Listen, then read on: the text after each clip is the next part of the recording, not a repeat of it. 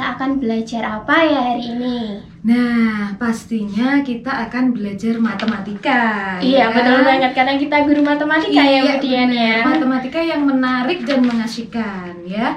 Karena kita cinta matematika, tentu saja kita akan membahas cerita seru tentang dunia matematika. Oke, pastinya akan sangat menarik dan menyenangkan. Untuk permulaan, kita akan bahas yang ringan-ringan saja ya Bu Dian ya. Iya, benar. Jangan rumus-rumus, jangan hitung-hitung, nanti pusing. Iya. Kita mulai yang ringan-ringan dulu saja. Kira-kira kalau kita bahas tentang tokoh matematika, bagaimana Bu Dian? Iya, setuju sekali, Bu. Oke, karena Kak tak kenal, maka tak sayang nih Bu. Untuk itu kita akan belajar mengenal tokohnya terlebih dahulu agar nantinya kita lebih tertarik untuk belajar matematika. Iya, benar sekali. Saya setuju sekali dengan Budi Mifri. Belum afdol kalau kita itu belum tahu tentang sejarah matematika. Siapa yang ada di balik penemuan hebat matematika? Penemuan hebat. Iya, benar sekali. Aduh, jadi grogi nih saya ya. Jangan grogi Bu. Sebenarnya banyak sekali tokoh matematika yang ada di dunia ini. Oke, ada siapa aja Bu? Ada Gauss, ada Newton, walaupun ada Newton itu ada di fisika, Iya. tapi dia juga Wah, matematikawan. matematikawan juga. Kemudian ada Fibonacci, Oke. ada Euclid, Oke. ada Euler, Pythagoras, Al-Khawarizmi, Leonardo da Vinci, dan yang lainnya yang memberikan kontribusi yang banyak terhadap matematika. Wah, banyak sekali ya Bu ternyata tokoh-tokoh matematika. Iya, benar sekali Budi. Bahkan siapa yang menyangka kalau Leonardo da Vinci yang terkenal sebagai pelukisnya Mona Lisa Iya. itu ternyata juga seorang matematikawan. Wow, Leonardo da Vinci, pelukis Mona Lisa, matematikawan juga loh teman. Iya, benar. Wah, berarti banyak ya Bu tokoh yang bisa kita bahas. Saya dulu Bu Dian ketika sekolah taunya cuma Pythagoras. Karena yang familiar dan rumusnya sering kita gunakan ya Pythagoras itu. Betul nggak Bu Dian? Nah, ini nih yang harus kita luruskan. Harus ada yang diluruskan ya Bu. Iya. Ada yang salah kah? Ya, Pak Pythagoras ya toh. Oke, Pak Pythagoras. Beliau itu bukan menemukan rumus Pythagoras. Bukan Lebih rumus. tepatnya Iya. itu adalah teorema Pythagoras. Teorema ya, bukan rumus. Oke, Iya. Bu Dian. Lalu bedanya rumus dan teorema itu apa ya? Oke, teman setia semua, mari kita coba bedakan antara rumus dan teorema. Oke. Kalau rumus itu adalah representasi matematis atau lebih mudahnya kita sebut sebagai kalimat matematika dari suatu teorema. Oke, lanjut Nah, Bu. sedangkan teorema sendiri adalah suatu pernyataan yang bisa dibuktikan kesahihannya atau kebenarannya. Iya. Oke.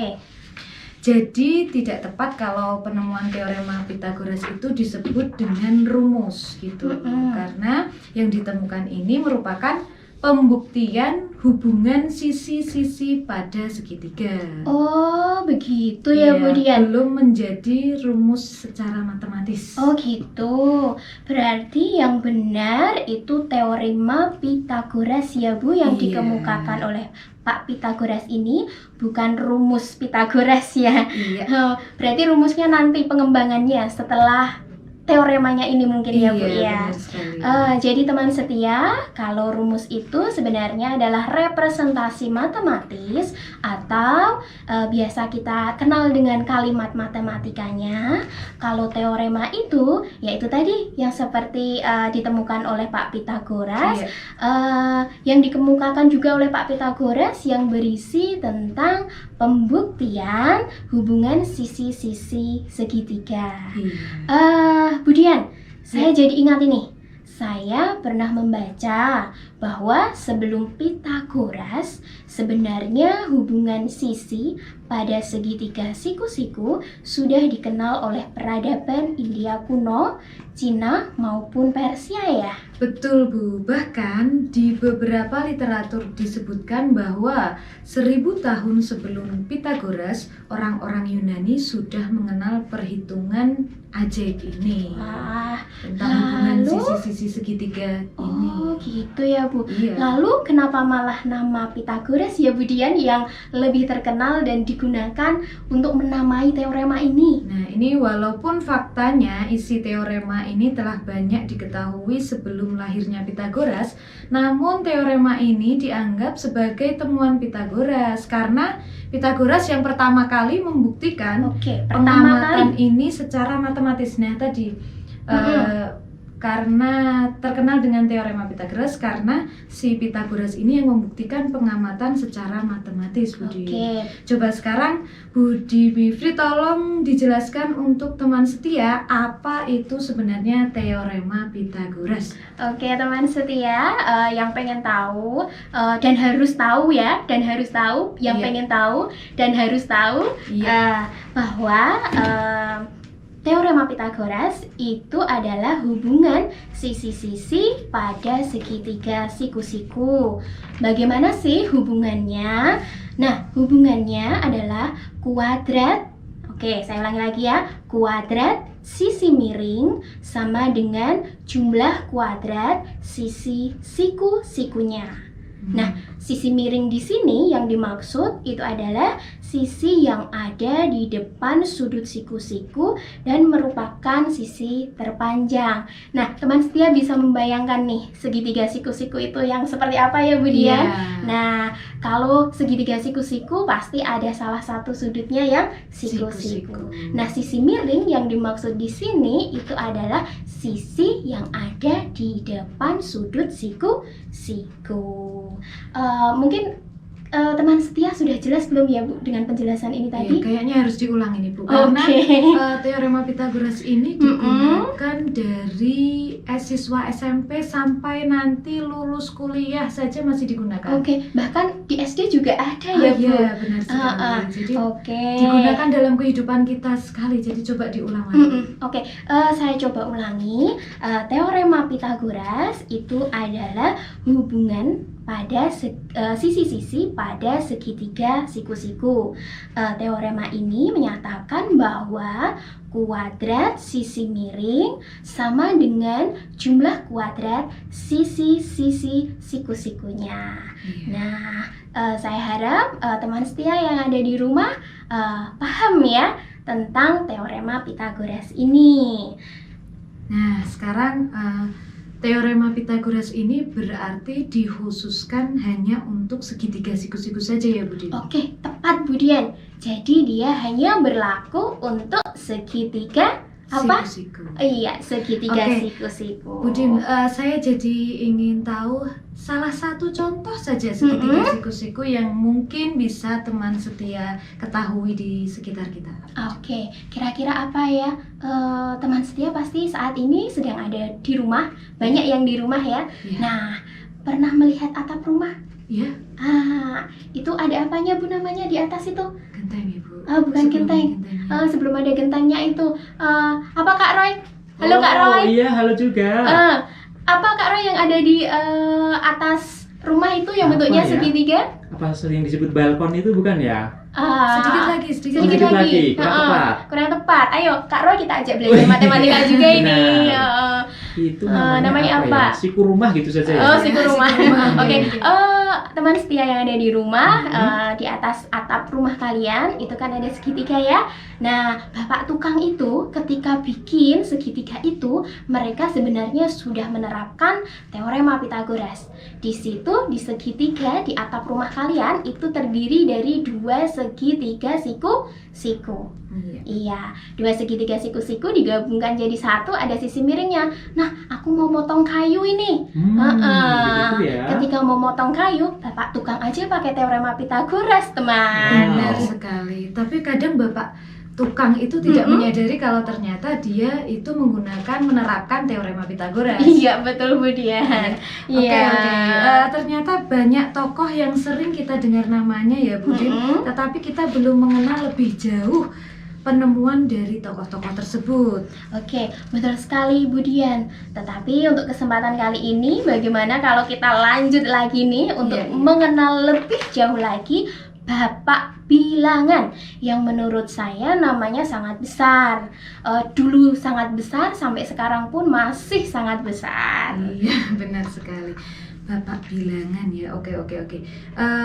By the way, teman setia dan anak-anak hebat, tahu tidak siapakah Bapak Bilangan? Ayo, ada yang tahu tidak? Wow, Kak Roy? Juga penasaran nih. Oh gitu. Iya. Siapa Bapak Bilangan ini? Iya, siapa ya Bapak Bilangan tuh ya sebenarnya? Oke, namanya familiar sekali dan sudah kita sebutkan tadi Kak Roy berkali-kali, bahkan berpuluh-puluh, mungkin beratus-ratus nanti. Siapa sebenarnya Bu Guru? Oke, siapa Bu? Namanya adalah Pitagoras. Oke. Oh, itu ternyata yang disebut-sebut. Iya, jadi Bapak Bilangan itu adalah Pitagoras. Jadi kesempatan kali ini kita akan berbagi informasi lagi tentang Pitagoras si Bapak Bilangan. Nah, Oke. sekarang kira-kira kenapa ya Pitagoras mendapat julukan sebagai Bapak Bilangan? Oke, Bu Dian. Bu Dian, teman setia Kak Roy, mau tahu nih kenapa Pitagoras mendapat julukan Bapak Bilangan? Pengen Iya, tahu mau tahu nggak? dong. Mau Oke. tahu dong. Yang pengen tahu boleh, tapi setelah jeda berikut ya. Wah, Tetap gitu di ya. sini. Oke. Kak Rati pas penasaran nih. Jadi ternyata ada Bapak Pitagoras itu nama orang ternyata ya Bu Guru. Iya. Iya, benar. Pitagoras itu nama orang, Kak. Oke, teman setia Bu Dian, Iya. Kak Roy, Ya. tambah seru nih ya sepertinya. Kita akan lanjut lagi mengapa Pitagoras mendapat julukan sebagai Bapak Bilangan. Ya, ayo Budi, segera informasikan ke teman setia di rumah agar tambah wawasan kita nih. Oke, begini ya Bu Dian dan teman setia. Begini nih ceritanya, ayo dengarkan. Pitagoras adalah matematikawan yang terkenal telah berhasil menunjukkan hubungan sisi-sisi pada segitiga siku-siku seperti yang sudah kita bahas tadi di sebelumnya. Namun sebenarnya bukan hanya itu. Dalam perjalanan hidupnya, Pitagoras itu sangat terkenal Bu Dian Ya. dengan ketertarikan dan kegilaannya pada bilangan. Wah, Pak Pitagoras ini tergila-gila sampai jatuh cinta ya Bu pada bilangan ini. Iya, Bu Dian. Teman setia mungkin kalau perhatian sama matematika nih, pasti juga akan jatuh cinta juga dengan matematika mungkin ya Bu Dian Betul ya. sekali Budi. Jangan takut dong belajar matematika. Kenali dulu, perhatikan, latihan pasti mengasihkan. Seperti Budi Bimfri ini Iya. pasti jatuh cinta juga kan Oh, dengan gitu? matematika sampai akhirnya menekuni dan menjadi guru matematika. Wah, Bu Dian bisa aja nih. Tapi iya juga sih Bu Dian, sebelum saya jatuh cinta dengan suami saya. Wow. Kok malah Kak bahas ke Roy? situ ya? Cie. Oke, sebelum saya jatuh cinta nih ya sama suami saya, Iya. saya lebih dulu jatuh cinta sama matematika Bu Wow, Dian. luar biasa ya. Amazing. Oke, Iya. Budim, ayo kita lanjut lagi. Teman setia juga pasti sudah tidak sabar menunggu cerita kita tentang Bapak Bilangan. Oke, siap. Teman setia, saya lanjut ya cerita kita tentang Bapak Bilangan. Kontribusi Pitagoras si Bapak Bilangan ini terhadap matematika yang paling dikenal sebenarnya adalah konsepnya tentang bilangan. Menurut Pitagoras, segala sesuatu itu adalah benda, dan segala benda yang berbentuk hanya bisa dimengerti melalui pandangan matematik. Sehingga Pitagoras percaya bahwa semuanya dapat diubah ataupun dinyatakan dalam bentuk bilangan. Oh, mungkin ilustrasinya begini ya, Oke, Budim, ya. ilustrasinya gimana Bu Dian? Pada zaman dahulu kala, Mm-mm. si Pitagoras ini kalau melihat suatu benda, pasti berimajinasi Mm-mm. dan berusaha untuk menyatakan benda tersebut dalam bentuk bilangan. Nah, menarik sekali ini Budi. Iya Budian, menarik sekali. Selain itu, menurut Pitagoras juga nih Budian, angka-angka ini memiliki karakteristik. Ada kekuatannya, ada kelemahannya, sendiri-sendiri Bu. Wah. Jadi ada angka yang menurut Pitagoras itu kuat, ada angka yang menurut Pitagoras itu lemah. Oh, gitu. Nah, seperti salah satu contohnya, bahwa Bapak Pitagoras ini menyatakan bahwa angka 10 adalah bilangan yang paling lengkap karena terdiri dari penjumlahan 4 bilangan. Bilangan apa aja nih Bu? Iya, Ada baik. 1 tambah 2 tambah 3 tambah 4. Oh, Oke, gitu. 1 tambah 2 tambah 3 tambah 4 berapa? 10. Nah, dan ketika bilangan-bilangan tersebut dinyatakan dalam notasi titik akan membentuk segitiga. Itu salah satu pendapat Pitagoras tentang angka 10. Segitunya banget saking cintanya sama bilangan ya Bu. Iya Budian, bahkan ini ada cerita lucu lagi nih Bu. Ya. Bapak bilangan ini Mhm. sempat memberikan jenis kelamin untuk bilangan. Wah. Ayo Kak Roy, pernah dengar belum? Wah, kalau Kak Roy belum sih. Oh gitu. Kalau pernah SMP tapi belum pernah dengar ini. Oke, ya Hmm. teman setia Budian, Ya. Kak Roy, ternyata Bapak bilangan ini pernah memberikan jenis kelamin untuk bilangan, genap untuk perempuan dan ganjil untuk laki-laki. Wow. Ini Pitagoras terobsesi sekali ya dengan bilangan Iya. ya Bu ya. Budian, Ya. selain itu nih, kira-kira penemuan Pitagoras yang lainnya apa ya? Sebenarnya penemuannya banyak sekali Budi. Dan juga teman setia di rumah, selain teorema Pitagoras yang dibuktikan oleh Pitagoras, ada juga jumlah sudut sebuah segitiga yang sama dengan jumlah 2 kali sudut siku-siku. Oke, wait, sebentar Budian. Mm-mm. Berarti ini yang dimaksudkan kalau ada segitiga nih. Mm-mm. Nah, segitiga itu kan sudutnya ada 3. Ya, Oke, ketiga sudutnya itu misalkan segitiga ABC, iya. ada sudut A, ada sudut B, ada sudut C. C. Nah, sudut A ditambah sudut B ditambah sudut C sama dengan 180 oh, derajat. begitu. Seperti itu. Itu juga termasuk ini ya Bu dari pemikirannya Pitagoras pemikiran juga. dari Pitagoras Iya. juga. Oke. Mm. Budian, Jadi itu bisa untuk sembarang segitiga ya Bu ya. oh gitu. Iya. Jadi untuk sebarang segitiga. Kalau yang ini ya bukan Iya. segitiga siku-siku aja. Bukan, tidak hanya segitiga Oke. siku-siku, bisa untuk segitiga lancip, bisa untuk segitiga tumpul. Oke. Semua jumlah sudutnya sama dengan 180 derajat seperti yang Budi Mifri jelaskan tadi. Oh gitu. Oke, teman setia yang ada di rumah, semoga paham ya. Kita Ya. lanjut lagi, Budian. Mhm. Saya juga pernah dengar nih, Ya. Pitagoras juga tertarik dengan musik, Ya. astronomi, Mhm. filsafat. Mhm. Bahkan sempat mendengar juga nih, Pitagoras menghubungkan antara musik dan bilangan. Iya, ini bikin tambah penasaran ini Iya, Kak Roy. betul. Ternyata Wah, Pitagoras benar ya. nggak cuma matematika, Mm-mm. dia Ke astronomi, ke astronomi juga. Ke musik. Cinta musik juga ya. Iya. Wow, luar biasa. Bagaimana kalau kita bahas ini nanti, tapi setelah lagu? Oh ya sudah, setelah lagu gitu. aja ya Budian dan Oke. juga Budim. Nah, 2 segmen tadi, Ha-ha. Kakak juga menyimak tidak ada yang sulit ternyata matematika Iya, itu ya. betul benar. sekali Kak Roy. Gampang ternyata kan. Iya. Asal tahu ceritanya, Iya. semua jadi mudah. Iya, makanya itu Mhm. Pak Roy, belajar kita hari ini mudahnya Matematika, sesuai judul ternyata. Teman setia, banyak yang bilang matematika itu susah. Kalimat tersebut bukan fakta ya, dan jauh dari realita. Karena ketika kita berkomitmen, mencoba mengenal, pasti bisa. Dan tentu saja kita akan mudah menguasainya, Budian. Setuju sekali Budi. Nah, terbukti Pitagoras saja tidak hanya menguasai tentang matematika. Mm-mm. Banyak hal menarik sang bapak bilangan ini. Masih penasaran kan dengar cerita Pitagoras yang lain? Tentu saja Budian, teman setia juga pasti sudah menunggu-nunggu nih ada apa lagi. cerita dari Bapak Pitagoras. Oke, kita lanjut lagi ya. Oke. Pitagoras juga percaya bahwa geometri adalah bentuk tertinggi dari studi matematika yang dengannya seseorang dapat menjelaskan dunia fisik.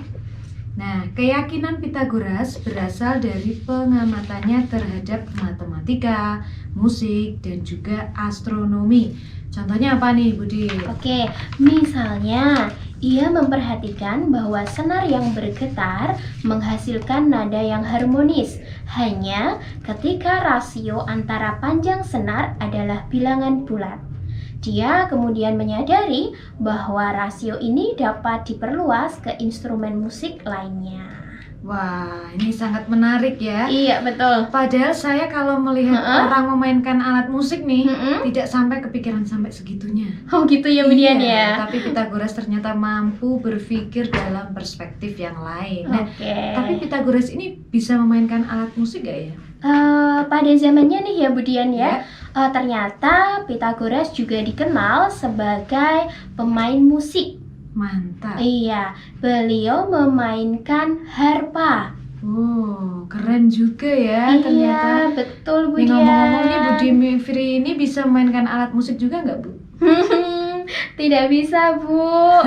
Belum bisa sih tepatnya karena belum pernah belajar. Tapi kalau belajar ya kurang tahu juga sih. Pasti bisa dong. Mungkin bisa. Kak Roy itu mungkin bisa. Insya Allah bisa, Bu Guru. Kak Roy. Iya. Kalau Budian gimana? Mahir bermain alat musik apa nih? Sama, Bu, saya juga tidak bisa bermain alat musik. Kalau cuma gitu. mukul-mukul atau memainkan musik tanpa nada itu saya ahli. Oh gitu. Iya dong. Oke, malah kita jadi curhat nih, Bu. Iya. Bagaimana nih? Kembali Yuk, ke pokok ya. Iya, kembali ke pokok lagi. Bahas Pitagoras. Iya. Nah, menurut legenda, Pitagoras menemukan bahwa notasi musik dapat diubah menjadi persamaan matematika. Nih, notasi musik dapat diubah menjadi persamaan matematika. Setelah ia itu melewati tempat kerja seorang pandai besi dan mendengar suara tempaan palu mereka. Oh, cerita tentang ini ya, Bu. Pitagoras yang merasa suara palu indah tadi ya, Bu, tangtung mungkin, dan terdengar harmonis, langsung bergegas ke tempat pandai besi dan mencoba palunya. Ia lalu menyadari bahwa melodi tempaan palu tersebut sebanding dengan ukuran palunya, sehingga ia menyimpulkan bahwa musik itu bersifat matematis. Oke. Namun ternyata legenda ini kurang tepat, karena yang sebenarnya yang lebih menginspirasi Pitagoras untuk menyatakan harmoni Pitagoras adalah perbandingan yang tepat pada panjang dawai, bukan palu. Iya, dawai. Dawai. Sehingga pada akhirnya ia menyimpulkan bahwa musik itu bersifat matematis tadi. Oke, jadi sebenarnya harmoni yang dimaksud Pitagoras lebih terinspirasi oleh dawai gitar ya, Budian dan teman setia. Iya, benar. Lanjut lagi dong, Bu. Oke, kita lanjut lagi. Setahu saya nih, Bu, kalau lihat yang pada main gitar atau pas Kak Roy main gitar, itu kan ada kunci-kuncinya ya, Kak Roy? Benar tuh, ada C, D, E, F, G. Iya, oke. Nah, ternyata ada perbandingan bilangan di situ, Kak Roy dan teman setia. Misal nih, nada C, jarinya di suatu titik pada senar. Nanti kunci lainnya, jari itu akan digerakkan ke titik yang lain. Kalau senar gitar ada berapa, Kak Roy? Tahu tidak? Ada 6 gitar kalau nggak salah ya. Bukan 6 gitar ya, 6 senar ya, Kak Roy ya. Oke, ada 6 senar. Nah, ternyata untuk menemukan kunci C, kunci D itu ada perbandingannya, ada hitung-hitungannya, dan salah satu yang memperhatikan dan menghitungnya adalah Pak Pitagoras ini, Budian. Iya, luar biasa sekali. Teman setia juga pasti jauh lebih paham ya tentang senar gitar, karena kita bukan ahlinya nih, Bu. Iya, betul. Nah, sekarang teman setia juga Kak Roy juga jadi tahu kalau ternyata sejarahnya senar itu tadi memiliki hubungan dengan Pak Pitagoras Benar tadi. sekali. Ini juga pada zaman dahulu dikenal dengan Pythagorean Scale. Wow. Oke, Pythagorean Scale. Oh iya, ngomong-ngomong ini tidak hanya dalam bidang musik ya Budim. Oke. Pythagoras ini juga mempelajari bidang astronomi. Wah. Wow, perbintangan nih. Iya, benar pindah sekali. ke astronomi sekarang. Benar sekali Budian. Nah, pada zaman kuno, Pythagoras dan Parmenides dari Elea dianggap sebagai orang pertama yang mengajarkan bahwa bumi itu bulat. Mereka juga dikatakan sebagai orang pertama yang menemukan bahwa dunia dapat dibagi menjadi zona iklim sejumlah 5. Oh. Oke, satu lagi nih Bu. Ya. Bintang timur dan bintang barat. Mm-mm. Nah, dulu itu mereka bingung, ada bintang timur, ada bintang barat. Nah, oleh Pak Pythagoras dan Parmenides ini dibuktikan bahwa benda langit yang disebut bintang barat dan bintang timur itu sebenarnya adalah satu benda yang sama. Kita mengenalnya saat ini sebagai Venus. Wah. Pasti tahu kan ya, Venus itu apa? Iya, iya. Planet ya. Ini Iya, pinter planet. banget ini Wah, ya. Kak Roy jadi pinter langsungan. Iya, Kak Roy. Oke. Oke, ternyata keren sekali ya. Mungkin teman setia yang mau bertanya tentang Pythagoras boleh ya Budin? Benar, ini boleh Budin sekali. dan juga Budian. Ya. Ini dari tadi Roy sudah buka-buka nih SMS dan WhatsApp-nya. Ya. Ini beberapa sudah menanyakan nih Budin. Oke. Ini salah satu nih Kak Roy pilih aja ya. Iya, Oke, boleh. Ada beberapa kan nanti bisa terjawab ini. Ini selamat sore, saya ini dari Anindya Artanti kelas 9 dari SMPN 1 Salatiga. Halo, Oke, Anindya. halo Anindya. Nah, ini ingin bertanya, Pythagoras itu belajar dari mana saja dan gurunya siapa gitu. Oke. Oh, wah, pertanyaan yang super ini Super, Budian. super ya. Yang ditanyakan gurunya. Gurunya ya. Yang jelas Kak Roy dan Anin gurunya bukan Budi Mifri ya. Juga Budian ya, tentu saja ya. Iya. Waduh. Oke. Ini gurunya Kak Roy mungkin ya. Oh, gitu. Mantap. Mantap. Mantap ya. Ini juga ada yang tanya. Itu tadi sudah terjawab ya berarti ya? Belum. Oh, belum ya? Kita jawab dulu gimana Kak Oke, Roy? silakan dijawab Oke, dulu. saya akan coba menjawab. Budim akan coba menjawab pertanyaannya Anindya ya Kak Roy. Iya. Dari SMP Negeri 1 Salatiga. Oke.